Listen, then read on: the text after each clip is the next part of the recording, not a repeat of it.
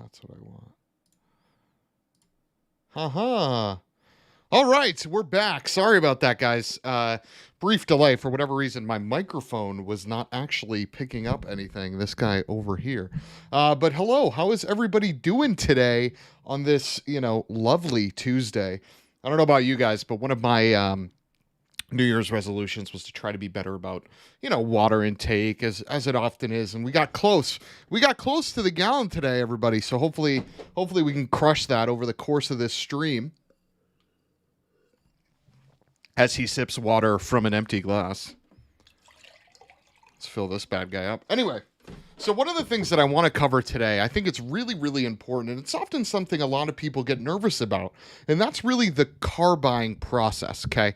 And I know it can be a lot, right? You're overwhelmed. There's a lot of dealers that are messaging you. There's a lot of people that are hitting you up. There's a lot of people on Facebook Marketplace that are just really shitty to deal with. There's all of these issues, but I really want to boil down how I've been able to navigate the car buying process over my years of buying vehicles. And for those of you that know me personally, know that that's a good amount of vehicles. I'll list a couple of examples of the deals that I've been able to get over my time in the car buying process, but they've been really great. And I've followed this core set of principles that has served me well over my time and has been able to net me some pretty good deals. Some examples of some of the deals that I purchased in 2019 or 2018, excuse me. I purchased a 2017 Chevrolet Volt. I got $16,000 off of sticker, and that was before the $10,000 that I received back through federal and state electric car subsidies, effectively baking out to getting $26,000 off MSRP off a Chevrolet Volt, a brand new car with a warranty, right? I've gotten $5,000 plus off Civic Type Rs when they say that's not possible. I've gotten $6,000 plus off a brand new Genesis G70, getting cars for sticker that you're not supposed to get for sticker. All of these things I've done, and I'm looking forward to talking through them with you guys because it's a core part and it's something that shouldn't be stressful. The car buying process should be fun. You're driving cars, you're picking a car, you're picking your chariot, right? The thing that will carry you into the future, and that process should be fun. It shouldn't be something that you're worried about, something that you're nervous about, things like that. It should just be a good experience. So I'm here, and hopefully I can drive you guys through that process, and hopefully it can be something that is a lot of fun for you in the future. Thanks, Kurt, for the like and the share. If you guys are watching, hit that like button so we can get this information to as many people as possible. MoneyShift's goal is not only to get you guys up to speed on all the latest car news, but I also want to just make the overall car ownership process as great as possible, and that starts with the buying process, okay? So let's get into what I do to make deals on cars. So I'm going to hit that record button on the podcast, and we're going to get started. Just kidding, because we're going to hit errors on the podcast recording. Great. That's awesome. If you guys are actually interested in a car or are looking into the car buying process, someone drop me your zip code and a car or cars that you're looking at, and we'll use your zip code information to funnel search results and things like that. We'll try to tailor it to one of the viewers. If not, I'll just be very broad and use a generic zip code because you don't really need to be specific in terms of applying these properties. Okay, here we go. Hello, everybody, and welcome to the MoneyShift podcast. I am Thanasi, and today we have a special podcast episode. Today on today's podcast, I'm going to be walking you through the buying process, right? We're all car people here. If you're listening, you love cars. If you're watching us on our Facebook, Twitch, or YouTube live stream, you also love cars, which thank you everybody for joining. But the car buying process can be kind of a bitch, if I'm being honest, right? You're dealing with all these dealer messages. You're dealing with horrible people on Facebook Marketplace or Craigslist. So what's the best way you can go about buying a car so that you know, one, you're getting the right machine, something that fits all of your needs and is a car that, quite frankly, just makes you happy. But then, two, that you're getting the best deal on that car, right? How can you be sure that you're doing everything you can in order to pay the lowest possible? So I know what everyone's thinking here, Thanasi, what experience do you have? What are you bringing to the table? You're just a podcaster, okay? You got a couple likes on Facebook, couple likes on Instagram. What makes you head honcho, king shit, big cheese, the chief, the captain, the owner, whatever it is? What makes you someone that I should listen to about buying cars? Well, friend, if I do say so myself, I'm rather accomplished in the car buying space, but also this is an opinion, okay? What this is meant to do is help everybody buy cars. And a lot of this, much like anything else, is a data point, right? When you're doing something, you have to get a lot of people's opinions in order to perfect what you're doing. So for example, if I want to learn how to bake the best souffle, I'm going to watch 6 different videos from 6 different people, how they make a souffle 6 different ways, and I'm going to combine all that to make my perfect recipe, right? And I hope that my tips, tricks, advice, whatever that may be, can help everybody get that one cog in the wheel towards being a car buying master, right? So without further ado, let's get into some strategy. So the first thing is we got to have a plan, guys. I don't know if you know, but like when you're talking about Black Friday shopping or things like that, if you just log into Amazon, Target, and you got no plan, you're going to start adding shit to your cart that you didn't necessarily need. Okay? You're going to start adding stuff to your cart that you don't necessarily want. And what's going to end up at your door is going to be something that doesn't excite you really, right? Because you just added it to your cart because it was a spur of the moment decision. It was something that you clicked on, that you saw, and you were like, yeah, that'll work. And you just clicked it and you bought it. But it's the same with cars, but it's even more important because of the budgets we're working with, right? The average price of a car in the United States in 2020 was $40,000 brand new. So this isn't just an Amazon purchase. You got to do a little more planning than that. So what does that mean? Okay. What are the needs you're looking to fill? Is this going to be a car that's transporting people? Is it going to be a car that's driving a lot of miles? Is it going to be a car that you're buying for fun on a weekend? What is your defined purpose for this vehicle? Once you have that, some ancillary questions you can answer are, what does it need to do for you? Okay. Does it need to haul your DJ equipment? Does it need to pack enough camera gear for you to do your job as a wedding photographer or whatever it is? Does it need to haul your kids around, right? These are all things that go into the planning process, much like when you're buying a house, taking a vacation, or whatever. Okay, that's important stuff to jot down, and a car is your second biggest purchase. So having that information is pivotal towards making the right decision. And then the last is, what type of experience does the car need to give to you? Okay. Are you buying this thing as a luxury vessel, right? Sort of like my logic for the Phaeton was, when I was buying that car, I wanted something that could drive a 120-mile round trip and do it incredibly comfortably, where I felt as minimal things as possible. And I wasn't looking for an engaging ride or driving experience. So the Phaeton for me ticked all my boxes, right? But before I settled on the Phaeton, I did step 2. I looked into each and every vehicle that occupied that segment. So, for example, let's say you're Kurt in the chat here, and you're considering a small SUV and you have a predefined budget. I want you, okay, to make a list of every single small SUV that fits into that segment. I'm talking everything from a Ford EcoSport to a Honda HR-V to a Hyundai Kona to even something a little older, right? If it fits in your price gap, put it in. If you're looking for a coupe under $30,000 that has over 300 horsepower, I want everything from a 2015 Plus Mustang GT to an SL55 AMG in your book, okay? Once you have that list, write some pros and cons about them. If it's the Ford EcoSport, a pro could be nothing, and a con could be everything. If it's a Honda HRV, a pro could be, I like the design of the interior. The space is well thought out on the inside, but maybe I don't like the price. Whatever that may be, write some things down. Once you write those things down, cut out some of the fat, right? In the example that I just listed with the Ford EcoSport, cut that out. That car's not good at anything, right? So, okay, you're prepared. You know what kind of car you're looking for.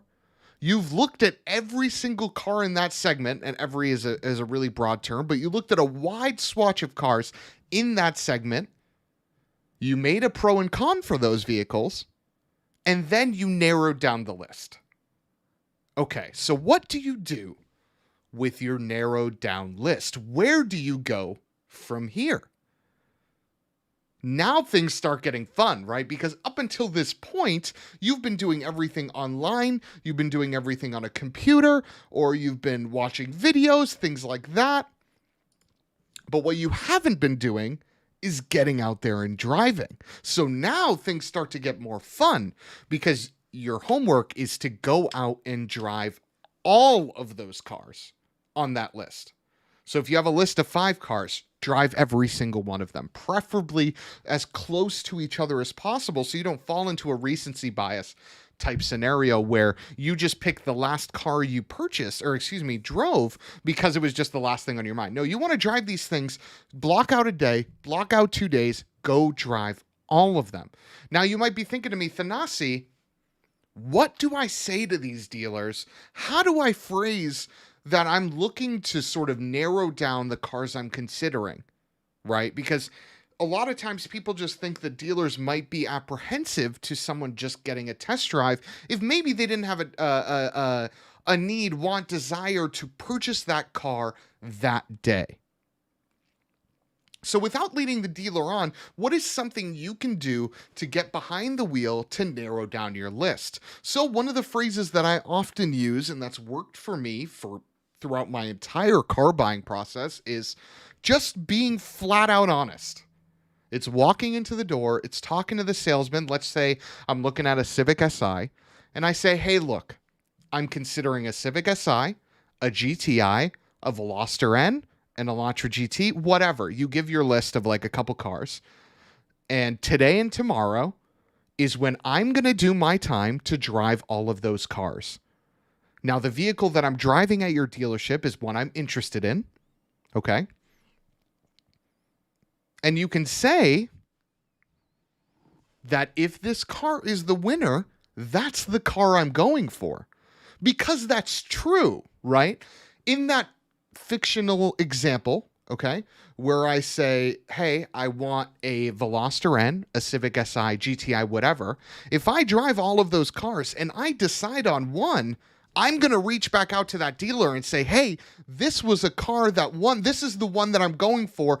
And then you take the next step, and we'll get to what the next steps are later. But it's very important to be very direct and honest. Joe says, come back, bud, when you've narrowed it down further. I've actually never had that said to me, ever. If I'm being brutally honest with the dealer, with the people up front, they always understand, because at the end of the day, you're making a very large purchase, right? So if you're making this purchase, they are also people who understand that you need to do a little bit of homework, which includes driving the car. So if you say to them, hey, I'm just curious, not curious, but you're really intending to buy something, and this is one of the cars you're considering, you need to drive them all before you make your decision. I've never had a problem. Ever. And even recently, I haven't even had the dealers that have quote unquote lost message me. Maybe 1 out of 5 would message me. The other ones are like, oh, must not have won. Move on. Whatever it is. Because you were honest with them. You told them up front. You said, hey, I'm interested in your GTI, but I'm also interested in these cars. If I don't call you back in a couple days, it's not because I just wanted to drive this thing. It's because I picked something else, right? I selected another car. So you were being upfront from the very beginning, and that's incredibly important. And that's a common theme throughout this whole process. So again, 1, identify the car you want to drive. What needs does that car fill, right? What needs are you looking for the car to do? What type of experience does the car need to give you? 2, look into all the vehicles that fit that criteria. Cut down the fat. Get me a list. 4, go drive. Be very open, be very honest with the dealer from the start at that point that you're looking to buy a car. And now is where we get to the part that is probably the most taxing. And that's actually going to buy the car. Okay. So what are some tips? What are some things that you can look into if you're looking to buy a new vehicle? So now I'm going to give some advice currently on cars that are slightly on the newer end, even new cars. A lot of this stuff can apply to older vehicles, Craigslist finds, Facebook Marketplace finds, things like that in terms of negotiation. But for the purpose of this podcast, I'm going to talk about new cars. So I'm actually going to open up my screen here and we're going to look at a car website, right? A place you can buy cars. I'm not sponsored by anyone. So, Car Gurus, Auto Tempest, cars.com, whoever you prefer is where you can look at all of it. All of it backs out to the same thing. Okay. So we're on cars.com right now. I'm going to enter in a fictional zip code. We'll put 90210, shout out to Beverly Hills. And let's say the car that I was interested in, okay, was a Volkswagen GTI. Let's say that's the car that after I drove the Civic Si, after I drove the Veloster N, I just liked how the GTI was screwed together, and that's the one that I wanted to go with. So I decided on that. So we're going to put in Volkswagen, right? We're going to put in GTI, no max price, and let's do 200 miles, okay? Now, after we search, you obviously get the advertised models up first, right? These are the dealers that are paying for cars.com, Car Gurus, whoever it is, inventory. And because of that, you'll often see those vehicles first or second. After that, it tends to be an organic list. But anyway, first or second are these paced up. But that's not what we're looking at, okay? I want you to go by sort by on the top right. And you're going to do something for me. You're going to hit year oldest. Now, when looking for new cars, the best deals that you find are new vehicles. The best deals for new vehicles that you find are leftovers. Okay, so what's a leftover? A leftover is a car that during its model year, it did not sell. So a 2019 car that touched down on dealer lots in 2018 is a leftover in 2020. Does that make sense? So now going into 2021, any car that is older than 2021 is a leftover. So 2020s, 2019s, 2018s, those are all leftovers. And those are going to be the vehicles that you get your best deal on. And the reason for that is pretty simple, right? The dealer's just been sitting on that car for a really long time. So they're more likely to want to get out of this vehicle. Now, in that example that I told you guys about at the beginning of the show, my personal one, the Chevrolet Volt, right? I bought that car in 2018, and it was a 2014. So that car had been sitting on the dealer lot for 4 years. Now you can say, Thanasi, why the fuck did you buy a 4-year-old car that was still new in 2018? And I'll tell you why. Because they changed the tires, they changed the oil, they changed the brakes for me because they knew the car had been sitting that long and it needed those things.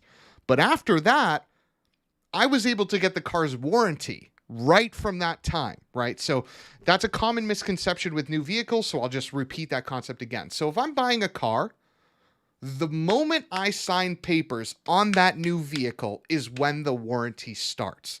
It does not matter about the year.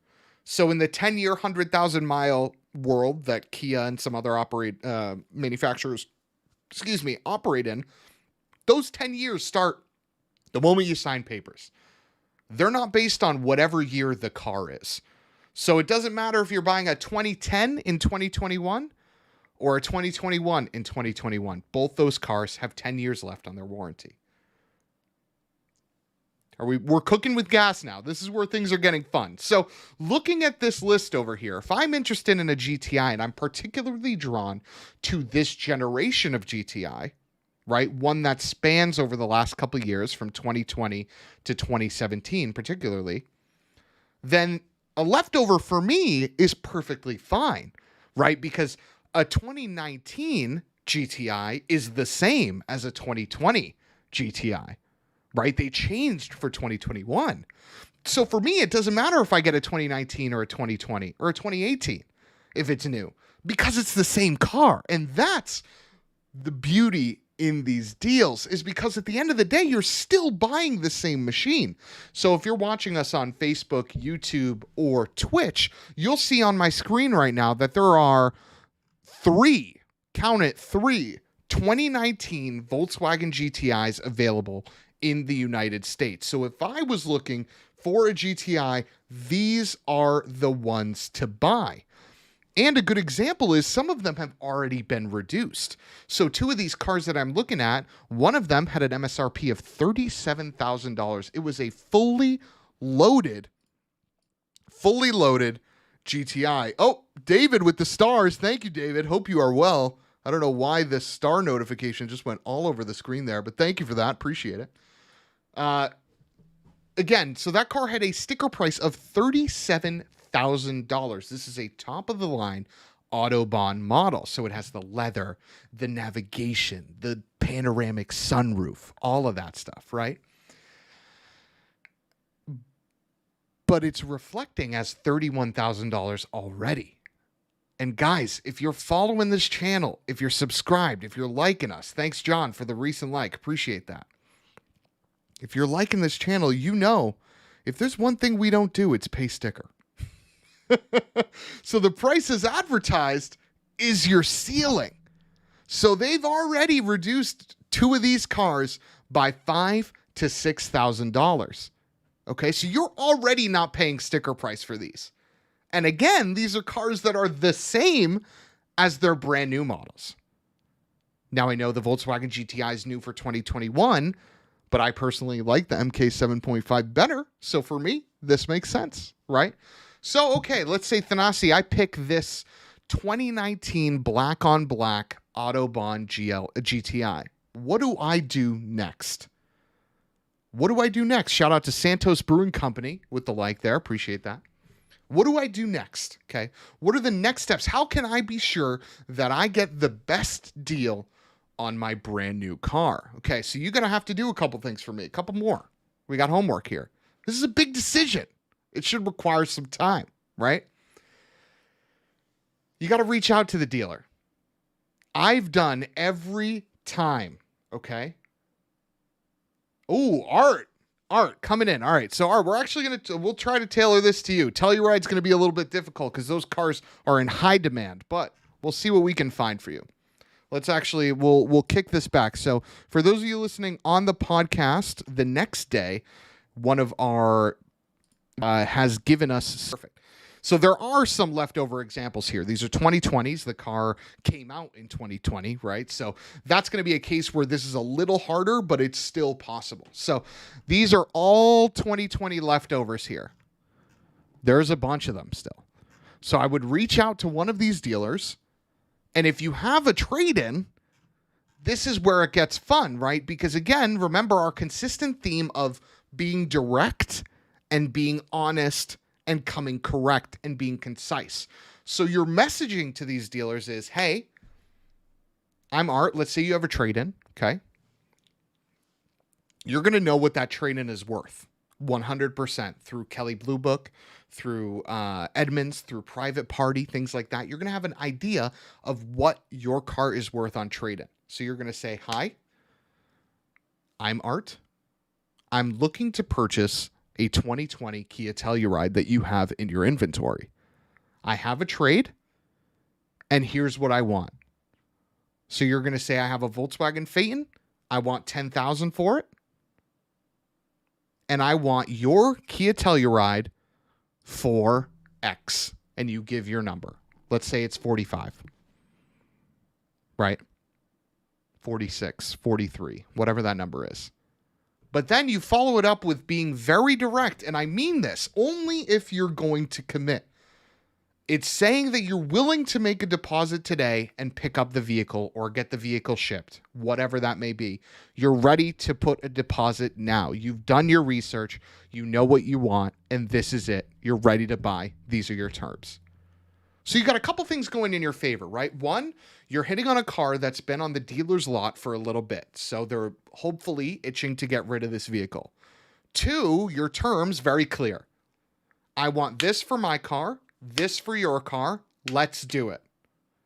And three, the let's do it, right? You're being very direct and you're showing intent, right? You're committing to buying one of these vehicles, okay?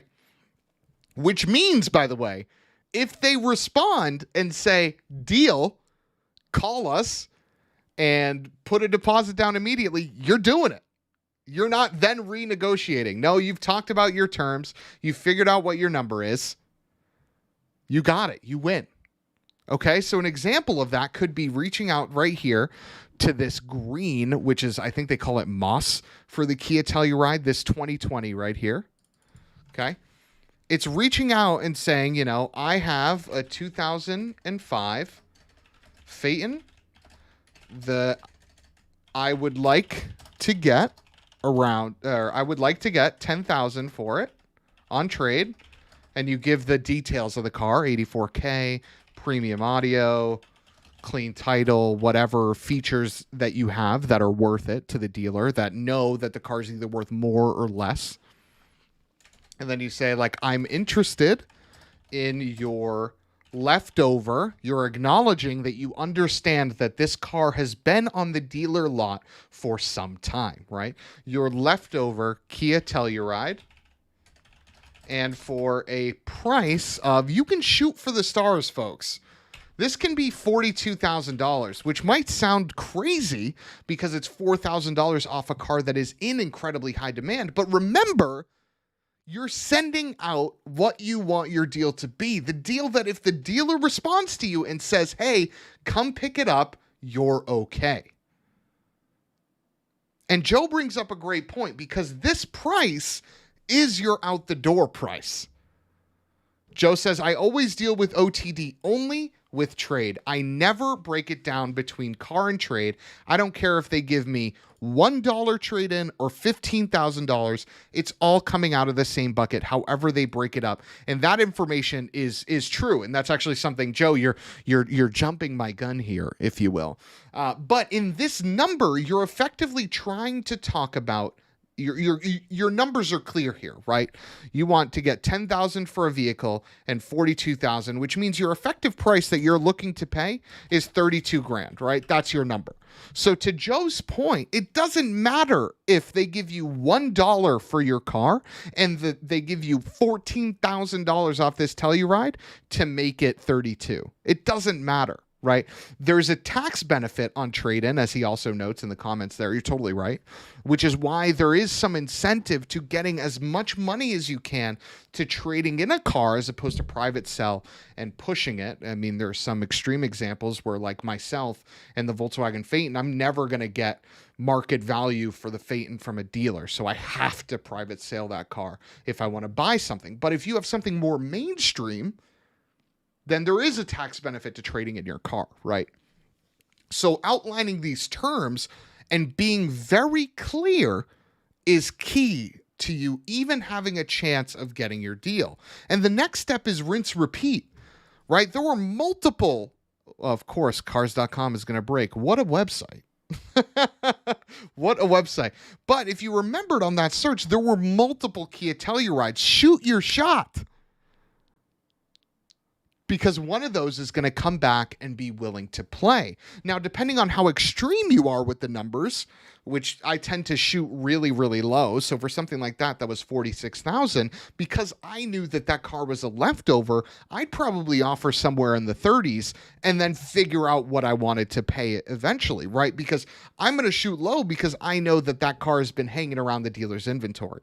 So Ryan's got another example for us. Let's see if we can find anything for Ryan. Ryan says, if you're willing to go over another example, how about an Elantra GT Sport around this zip code. He says there doesn't seem to be much in the area. So that brings up another point that I want to talk about in the car buying process. And it's don't be afraid to negotiate and talk to dealers that are outside of your zip code.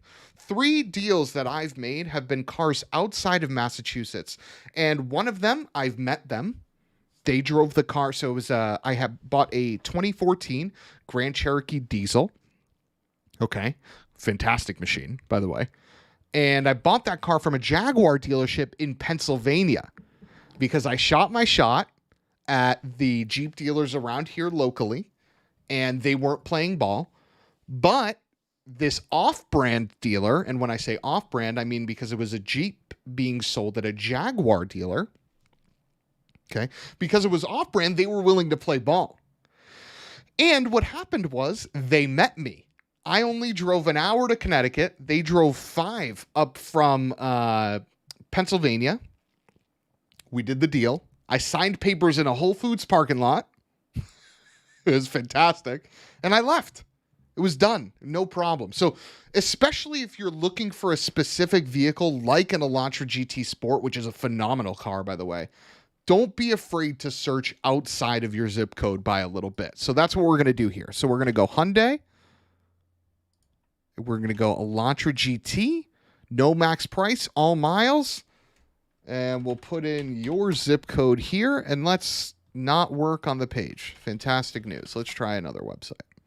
Sorry about that, Brian. So we're going to input his information again. So he was looking for a Hyundai Elantra GT. And I'll put in his zip code. And we're going to hit search. And we're going to do nationwide because nationwide is on your side. Literally. That was very cringeworthy. I'm sorry. Ryan, I'm going to do something you didn't want to do, and I'm going to narrow this down only to N lines because that should be the one you get. So again, we're going to do this oldest by year. Okay. And look at that. There are 3 2019 Hyundai GT Elantra N lines available. And one of them is even in Connecticut, which Ryan, I believe, is based in Massachusetts still. So that's not too far of a drive at all, right? Maybe he's not because it says it's 1,000 miles away from his zip. But anyway, one day he'll learn stick. They do make these in automatic, don't they? I'm pretty sure they do. Let's click on this guy. Yeah, it's automatic. Perfect. Let's double confirm. Yeah, no worries. Yeah, they make these in automatic, friend. Fear not. No worries. Oh, he's in Florida now. Okay, amazing. But so here's an example. Meriden, Connecticut, Dodge City, Kansas, and Illinois. All right, where I would message one of these dealers flat out. This blue is tremendous, by the way. It looks fantastic. They want $24,000 for this car. I would shoot for the teens. I would say I have 18 grand right now. I can put a deposit over the phone. And we can worry about shipping afterwards because at the end of the day, shipping's not going to cost you that much. If I told you, Ryan, for $400 or $500, you could get a car for $6,000 off MSRP, you do it. Right? If I were to tell you, like Joe said, $18K, exactly right. If I were to offer $18,000 for this Hyundai Elantra GTN line and they accepted, I'll pay the $500 it's going to take to get that car to Florida. No problem. And you likely wouldn't even have to. You could probably negotiate that into the deal where they send the car to you, right? And I would send the same message to each of these 3 dealers. Now, if you have a color requirement, you don't like blue, you don't like black, you want something else, then you're dealing with a smaller and smaller pool of vehicle, which then further reduces your ability to negotiate because there's only so many of that type, right? Like if you wanted white or if you wanted manual or things like that, you're reducing your negotiating power. Me personally, I only have high affinity for a couple colors, and it's often not really the killer to my car buying process, right? When I bought a Type R, it was black, which is like one of the most unpopular colors, but I paid sub 30 for it and I sold it for 36,000. So It didn't matter, right, to me, because I just wanted the car. But it seems like there's plenty of these available. There's even some 2020s where you won't get as good of a deal as the 2019. And again, I'd shoot for the 2019 because it doesn't seem like much changed between 2020 and 2019. So you're just benefiting from the fact that the car has been sitting on dealer lots longer, right? So hop on the Car Gurus, Auto Tempest, whatever you want. Reach out to all three of these dealers. Let me know your results, okay? Because oftentimes the dealer's going to come back to you and they're going to say, hey, we can't do that. That's not possible. Right? They're going to say, I spoke to my general manager, whatever. We can't do that. To which you could say, no worries. There's 2 more available and I'm messaging to them as well. And I'm looking to do a deal ASAP and it's going to get done by the end of the week. I would love to do a deal with you, but I don't have to. And that's it. You know, so it is a simple process if you're direct. Now, you're going to be doing a lot of work because you're going to be messaging these 3 dealers. You're going to be upkeeping those 3 conversations. But if you have the number that you're willing to pay for the car, so if it's 42 grand for a Telluride that Art wants, or if it's 18 grand that Ryan wants for an Elantra GTN line, stick to your number. And go for it. Wait until you get it. Now, if there's a desperate need for whatever reason, you absolutely need a car that fills that void ASAP, then naturally you're going to waver off that a little bit, right? You're willing to pay a little more because your need for the car is pivotal. It's crucial to your business, to your well-being, to your day-to-day life, whatever that may be. So you're going to pay a little more. So if they came back and they said, Art, hey, we can't do 42 for the Telluride, but I can do 44, 43, where that's still 4,000 off. Hey, that's a win. Take it home. But if you're like me, if you're like Joe, if you're like some other people, you're willing to wait for that right deal. Maybe GTN line on the left there for 29 grand. Maybe he's the one that gives it to you for 18. Maybe you get $10,000 off an Elantra N line. Maybe it's not him. Maybe it's the second one. Maybe it's the third one. Maybe it takes 2 weeks. But you're getting good money off of these cars, right? So that time is worth it. Well, it might look like and feel like a shitty couple days because you were concise, because you're direct, because you come correct, and because you come with intent. You're ready to go. And you have all the tools you need. Joe brings up another great point. He brings up Carvana. I'm going to bring up another one, Vroom. These are services that are willing to buy your car if you just put in some information. So a great way to check valuations of some used vehicles, even new, is type in their information. We can do it right now. Where you go to Carvana, or I'm going to use Vroom just because I've dealt with them more recently. And you go to sell trade. And you can even enter your license plate, VIN number, whatever. And they'll spit out for you a number. And that's a number that today, sight unseen, they'd be willing to pay for your new car. And that's a good way for you to sort of gauge the price you should be paying. So I think Joe did some of that legwork for you, Ryan, and he said Carvana trade-in on that end line is $17,000. So if you got that car for $18K, you could turn around and sell it right now. Let's say you didn't like it and only be down $1,000, which is not great, but you've effectively eaten $6,000 of that depreciation just because you bought a slightly older vehicle that's still brand new, still the exact same as something that's new on the lot. Right? So let me go over these steps again, because I think it is something that's relatively simple in terms of like nothing I'm saying here is groundbreaking, but when you combine it all together and have patience, you will get deals. I promise you. So 1, identify the car you want to drive. What needs are you looking to fill? What do you need the car to do? What type of experience does the car need to give you? Now, once you have that, generate a list.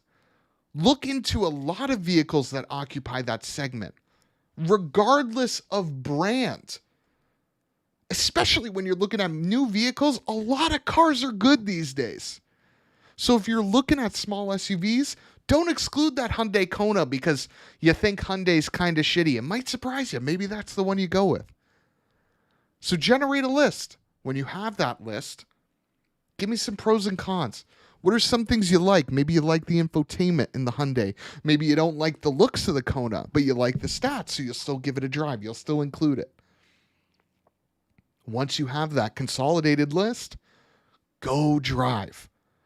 Do not buy a car without driving both it and some of its competitors. Even if you're hell-bent on one car. Let's say you're Art. Let's say you're Ryan. These guys that only gave me one car example, Kia Telluride and Elantra GT Sport, don't just drive those. If you're Ryan, get out there, drive a GTI. Get out there, drive a Hyundai Veloster N that comes in the new DCT. Right? Automatic. Get out there and drive a CVT WRX. Get out there and drive a 10-speed 2OT Honda Accord. I don't know. Drive some different cars, right? Because you never know if maybe that other car is what you actually wanted. Don't ever isolate yourself to one car unless you've driven them all. And then you can say, hey, that Telluride, that's the one for me. That Elantra GT, that's the one for me. And then once you get to that point, now's the time to buy. You're going on these websites, you're finding leftovers if you're looking new, or if you're using a site like Carvana, like CarGurus. CarGurus has a great feature that tells you how long a car has been on a dealer lot. Right? So if we click into we gotta segment this only to N lines again. I'm sorry. So if we look at N lines, right, both of these are in Florida. We'll click this guy right here, 2020 GT N line. This car has been on this dealer lot. Where is it? Where is it? Where is it? Where is it? Where is it? Where is it? Oh no! Are they gonna do me like that? Are they not gonna tell me? Wow, this is so sad. Oh, no, here it is. So price has already dropped. Like, these are all in for 6 days on CarGurus. There you go. So this car's only been up for a couple days. So this one, they might not be willing to move as fast because they just got the vehicle. But if we click into something else, maybe that time is longer, right? These are that's what I'm talking about. In the used market, it's going to be time on lot. So Hyundai Azeras typically don't sell well, so maybe the time on lot there is a little longer. But yeah, so those are the things you're looking at. So if it's a new car, you're looking at a leftover, older the better. And if you're looking used car, you're looking time on dealer lot. Right? That's really important. And amidst this whole process, especially if you're looking used cars, have it checked out. New car, you don't necessarily need to. It might still be important, but if you're looking at a used car, get it checked out. Pay $50, go to your local mechanic, get that car once overed. Because you don't want to be stuck with the headache of bills, right? That's a big thing, especially on used vehicles. You can get caught out pretty quickly. So I hope that was helpful to everybody. That's the process I've been using for the better part of, almost 10 years now. Using that method, I've been able to get everything from $26,000 off of cars with tax incentives to 5 or 6. On average, I probably get $5,000 off of whatever advertised price there is. Brian says the real secret is being Mama Hakiadakis. And you're right. I did learn a lot of these tools from my mother. She's probably the best negotiator I've ever known. But the tips that I showed you today aren't even tips where you have to go into the dealer and talk brass tacks. These are things you can do over email, over the phone, right? The last, let's see. For the Civic that I recently purchased, the Type R, I went to the dealer. I told them my number. I said I wanted this for my car, this for your car, and I left because they said no. They said I was crazy. A week later, they almost gave me it, but they didn't. They were a few K off. I said, nope, all set. Those are my numbers. 2 weeks later, they reached out and said, deal, you got it. You got what you wanted. They literally said that to me. I have the text. It said, congratulations, you got what you wanted. Drove into the dealer, signed the papers, drove off in the Type R for under $30,000. Just wait. There's a chance that they might sell the car. That's fine. Go get another one. Go find another one. The beauty about the used car market, if you're not looking for something as niche as like a ruby red 964 C4S, is more than one exists. If you're looking for that Telluride, there's thousands available. If you're looking for that Elantra GTN line, there's thousands available. So don't worry about 1 or 2 or 3 dealers saying no deal. That's not going to work. Okay? They'll come around. They always come around. You just got to find that one dealer that works for you. And the moment they give you what you're searching for, you agree.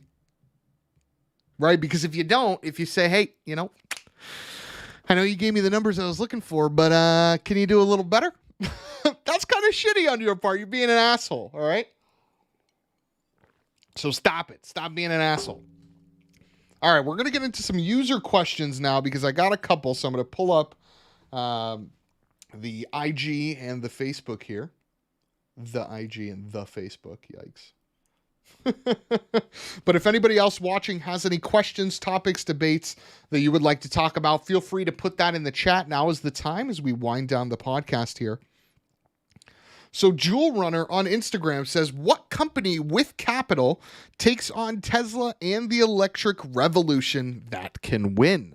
So that's an interesting conversation, right? If you guys have been following MoneyShift on Instagram or on Facebook, or been following this podcast, you'll know that there's been a lot of electric car news, right? From NIO showing this 150 kilowatt hour battery pack, to XPeng showing off cars with LiDAR, to Arrival coming out with buses, to BrightDrop, GM's new commercial EV place, right? So many people are getting into the electric car space. If I had to put my money on one company that can potentially rival Tesla or come close to rivaling Tesla, I'd put my money on the Volkswagen Audi group. And I'll tell you why.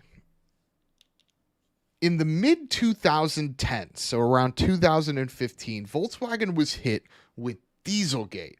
And with Dieselgate came with a massive brand shift. Volkswagen had just invested tons of money in clean diesel technology and in marketing their clean diesel technology by doing things like having a Le Mans TDI team, right? They were Le Mans winners using turbo diesel efficiency and technology. And they started selling TDI in everything, right? They sold diesels in Golfs. They sold diesels in Audis. They sold diesels in Porsches. But then it comes out, Dieselgate, right? And they had to make a shift, and their shift was electric, and their shift into electric was hard and fast. And they've produced some pretty incredible cars already, right? You have the Audi e-tron, which is probably one of the best screwed together EVs ever. Right, its fit and finish, its quality control is unbelievable. And while its range isn't top tier, I think it's in the mid 200s, for a first effort from Audi for an EV, pretty good. You got Porsche with Taycan, exceptional EV, has the same steering out of a 911. It's dynamic to drive. It's quick.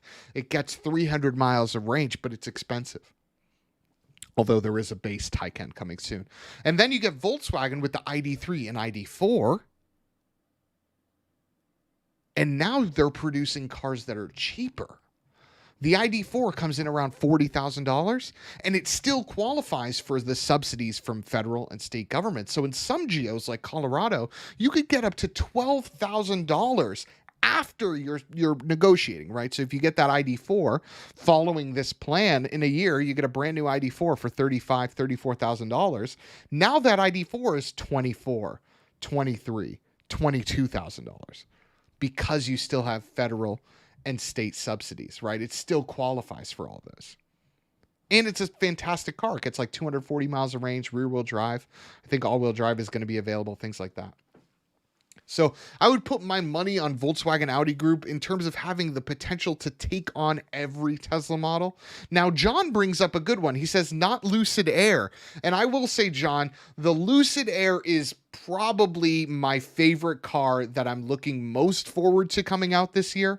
I think that car will beat the Tesla Model S in every category in terms of range, in terms of horsepower, in terms of, I think it looks better. I mean, it's a brand new design, right? Still has pop-out headlights.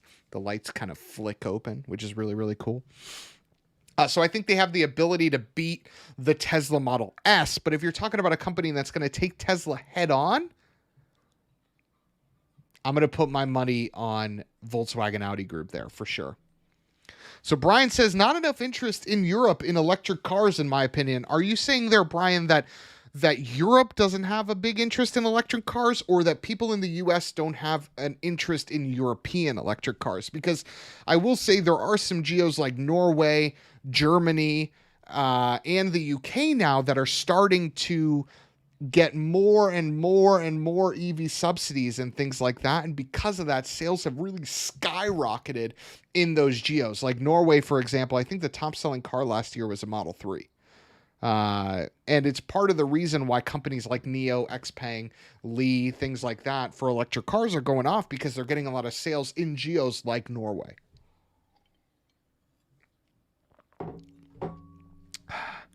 Brian says, Europe doesn't seem to be as interested since electricity is so expensive in Europe. That could be the case in some geos, but again, in countries like Norway and Germany, there is a really big thirst for electric. And I think that partly is what's prompting Volkswagen Audi Group to push really hard to unveil and produce a lot of models. But it's also causing a lot of sales in geos like Norway. Like I said, I think the Model 3 is the number one seller in Norway last year. I got another question on the MoneyShift Facebook page from Joe Scott. So I'm going to pull that up right now. It was a really good question. I think it'll spur some good discussion with everybody here. So let me pull it up quickly. Okay. Joe says, I saw this Acura ad during the Saints-Bucks game last night, and it caught my eye. In the commercial, they reference Acura having the 2019 Pikes Peak Open Class record and the 2020 IMSA champions. Are they trying to reference the old mentality of win on Friday, buy on Monday? I think it was race on Sunday, sell on Monday. But same but different. Either way, I'm stoked they're starting to build sporty cars again. He then goes on to say, it's just interesting that they, being Acura, is advertising in commercials of their racing accomplishments, because I feel that a lot of manufacturers don't do that with advertising in commercials anymore.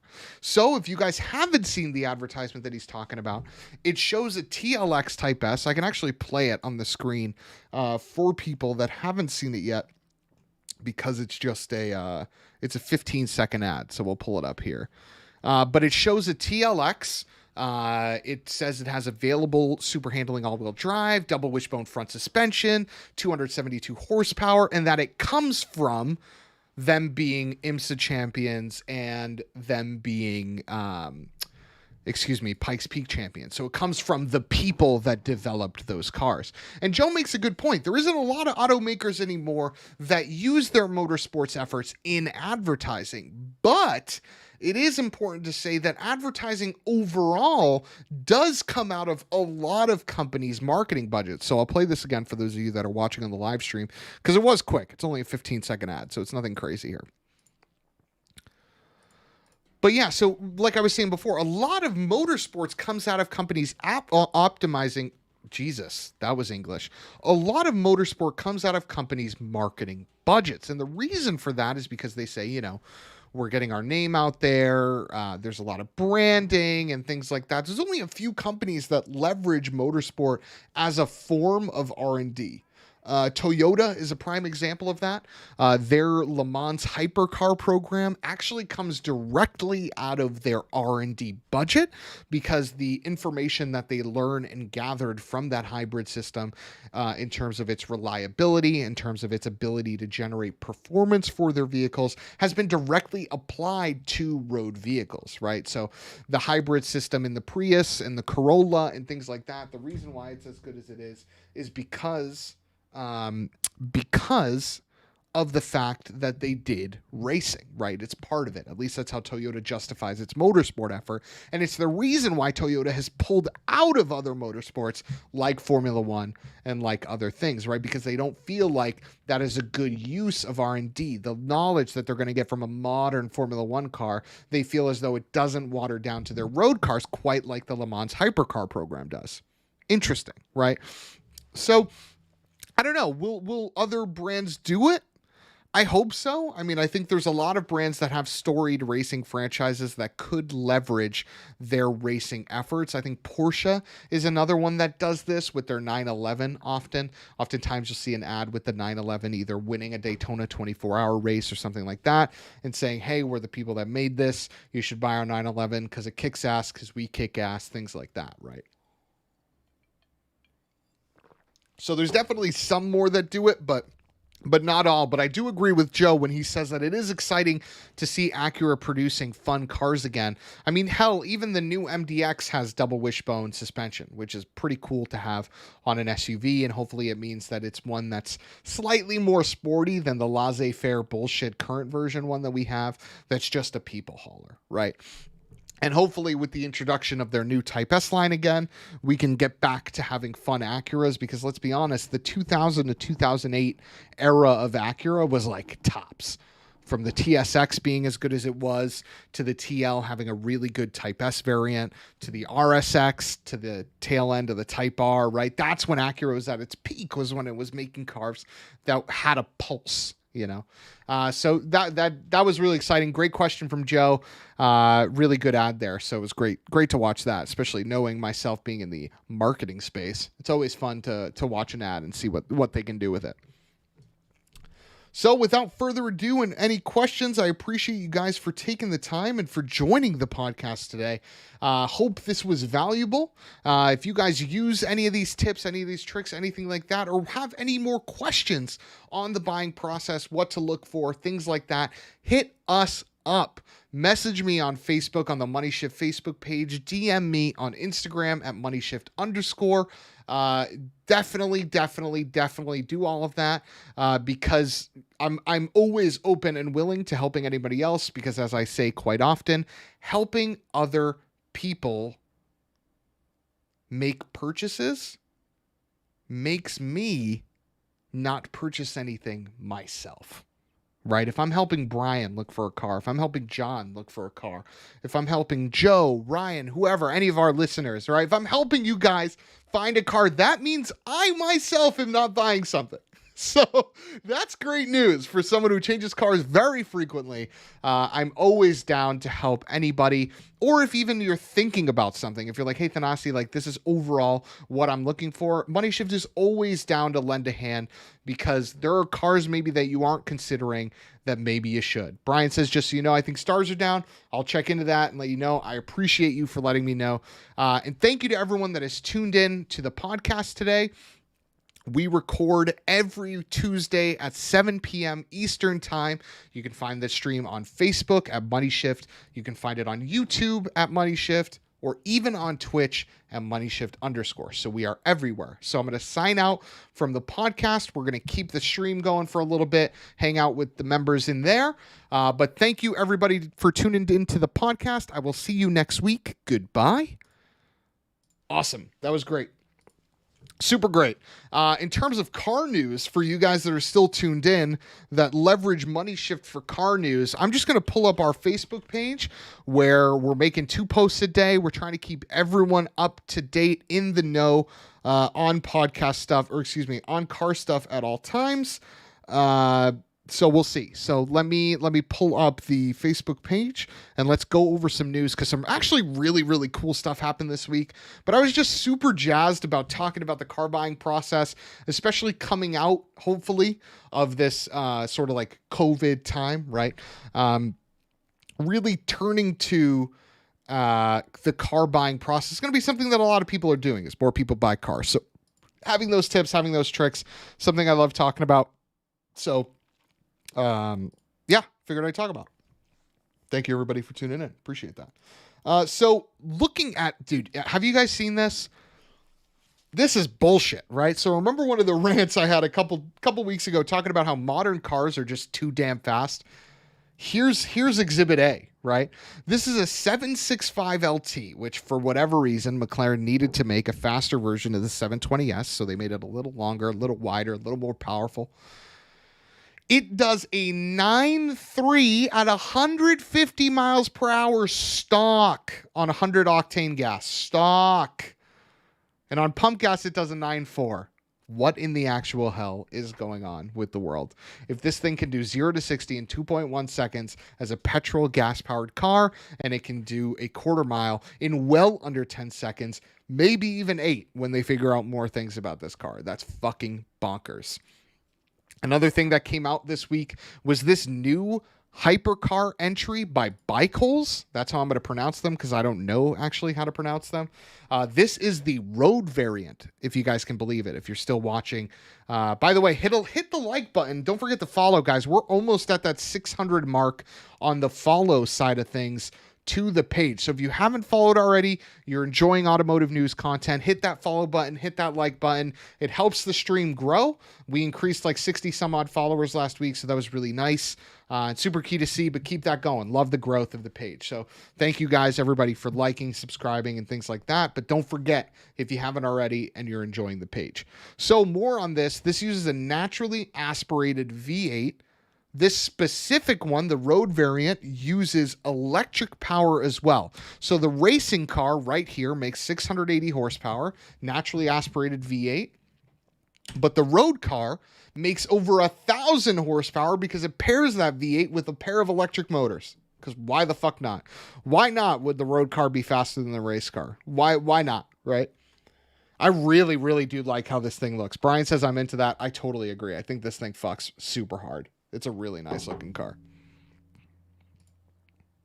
But yeah, so this is a new entry into the Le Mans hypercar class. So now the hypercar class has Toyota, has Bikeholes, has Peugeot, and Glickenhaus. So 4 companies are in the hypercar class, and then Porsche, Audi, and I believe Ferrari have signed up for LMDH. So overall, we got 7 cars that are going to be competing for the overall win at Le Mans, which is going to be great. It's going to be sort of like a callback to the older days of Le Mans where there was more than just, 2 or 3 brands competing. We're going to have 7, maybe even 10 cars because there's going to be some privateers in there that all are going to have the capability to win. So that's going to be super awesome. Looking forward to that. Second news object that came out this week. This is a really popular post with everybody, but the vice president for GM said that C8 Corvette owners on average make 76,000 more per year than C7 owners. So a lot of people got this twisted, and I partly blame my wording on this and partly blame your reading ability. Yes, I'm talking to you, MoneyShift readers. But the C8 Corvette owner, this is not to say that they make $76,000, but this is to say that they're rich as fuck because they make $76,000 more than the average C7 owner, right? That's nuts. And it actually makes sense. If you look into what's been selling for C8s, it's the 2LT, it's the 3LT. And if you go to Chevrolet's website and you spec out a C8 Corvette, all the way, 3LT with all the options, leather, you pick what type of seatbelt color you want, you pick stripes, you pick carbon fiber packages, all that bullshit. You can get a stock Corvette up to 6 figures, and that's up from its base price of like $60K, right? So Corvette's adopted the Porsche pricing model where you have the ability to spend in excess of the stock number, right? The C7 Corvette didn't really have that many options. It had the C51 pack. That's about it. You can only go up maybe a couple thousand, but the C8 Corvette, you can go up leaps and bounds. Brian says there's one in Auburn and it's beautiful. Yeah, I'm a massive fan of the C8. I really, really like this car. Incredible potential for performance. And if you get the magnetic ride control, it's actually a really comfortable cruiser as well. A lot of reviewers have said it's been one of the most comfortable rides that they've ridden. Which is really, really cool. So continuing on here in the news for the week, we have the Chevrolet Alpine is going full electric, and they're isolating all their engineers behind the Alpine brand, so that was great. Toyota came out with their hypercar entry. This is the race car. This is not the street car. It uses a 3.5-liter V6 with a pair of electric motors, and it makes 680 horsepower as per the regs. There you can see the big-ass hypercar. I thought that was really cool. But yeah, I'm excited for this. It's a bigger engine than we thought. I think it's a 1.1 liters bigger than the last TS LMP1 car. It sounds pretty good. Sounds a lot better than the diesels they used to run the Le Mans circuit. So excited to see that out there. And if you watch a couple of their videos that they played, I linked one in here, but you can hear it and it sounds pretty dynamite. Renault showed off a concept version of what they're hopefully looking to bring back, and that is an all-electric version of the old Renault Le Car, or the Renault 5, for those of you that are privy to rally. And it looks fucking sick. For lack of a better word, this thing looks awesome. I think they nailed it. Like, there's some times where, and Dodge is a perfect example of both of them, but where a company just nails bringing back an older car, right? Dodge both fucked it up in the Charger and then nailed it with the Challenger. I think Renault nailed it with the return of the Renault Le Car. They call this thing what did they call this thing? Did I write it down? Yeah, the Renault 5 prototype. And then lastly, yeah, that's it. So the last thing is coming from Ioniq. Ioniq teased the details of their first electric car.